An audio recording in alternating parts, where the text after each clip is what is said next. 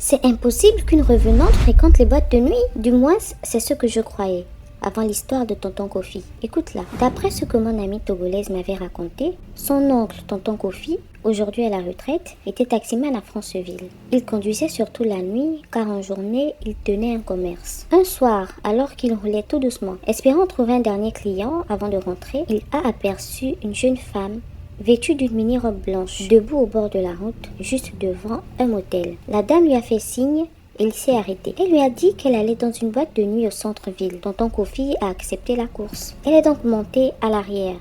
Mais une chose l'a frappée. La dame portait un long tissage qui recouvrait entièrement son visage. Il était donc impossible de voir à quoi elle ressemblait. Arrivé à destination, Tonton Kofi l'a déposée, puis il est reparti. Mais malheureusement, ce que Tonton Kofi ne savait pas, c'est qu'il s'apprêtait à vivre un cycle perpétuel. Durant toute une semaine, la même scène s'est reproduite. En gros, il la croisait exactement au même endroit. Elle demandait toujours la même adresse. Elle était toujours seule et toujours avec ce visage caché. Au fil du temps, Tonton Kofi a commencé à se poser des questions. Il trouvait cette histoire un peu louche et il a alors décidé de mener sa petite enquête. Un soir, comme d'habitude, il a repris la dame devant le motel et l'a déposée en boîte. Puis vers 3 heures du matin, il l'a récupérée à nouveau. Mais cette fois, au lieu de repartir, Tonton Kofi a garé sa voiture et il a discrètement commencé à la suivre. Au lieu d'entrer au motel, la dame a continué à marcher, puis s'est arrêtée devant un cimetière. Là, elle a retiré tout ce qu'elle portait.